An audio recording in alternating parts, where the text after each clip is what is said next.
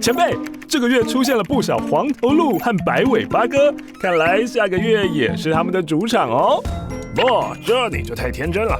下个月正好秋冬2个季节交替，看这个月的资料并不准确，快利用资料库搜寻前几年的资料。哦，好的，我看看，种类、数量、分布位置、活动行为，难不成？没错，真相只有一个。他们究竟在调查什么呢？其实他们正在研究那些跑进或飞进机场里的野生动物，其中最常见的就是鸟类。当高速的飞机和翱翔天际的鸟儿发生碰撞，就会发生所谓的鸟击事件。全世界大大小小的机场每天都会面临类似的挑战，这些意外更是无法避免。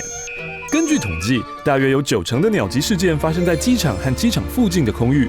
以桃园机场为例，周围的埤塘、湿地和树林、草生地提供良好又舒适的栖息条件，吸引许多鸟类久居或过境于此，经常发生和飞机相互碰撞的事件。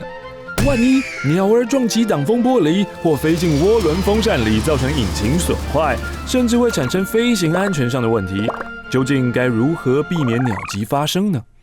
目前最直接的做法是驱鸟。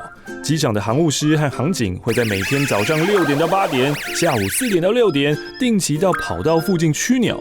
不仅如此，他们还会根据每个月发布的鸟类活动预告，执行重点式驱鸟。除此之外，也会在跑道周围设置直立式鸟网，避免飞鸟直接穿越跑道。同时，在溪流、排水沟上覆盖鸟网，防止亲水性鸟类飞进机场觅食。但是，一味的驱赶和阻拦治标不治本，也必须更深入的了解每种鸟类的习性，才能更友善、聪明的化解鸟击冲突。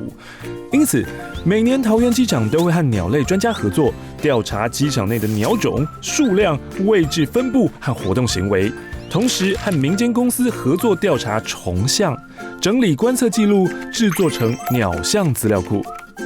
前辈，我知道了，下个月是红隼出没的时间。很好，还要记得4季都会出现的黄头鹿，它们的主食是昆虫。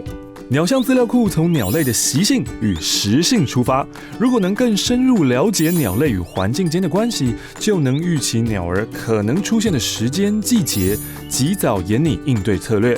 同时对外公告，提醒航空业者可能威胁飞安的鸟种、活动区域、出没时间及飞行高度等资讯，减少鸟击事件发生。虽然鸟击无法完全避免，但现阶段我们能利用鸟相资料库，搭配鸟网阻拦、巡检和驱鸟等措施，以兼顾生态环境和鸟儿习性的方式进行鸟击防治，保障飞航安全，提供鸟儿一个安全的生活环境，让人类与鸟儿分享同一片天空。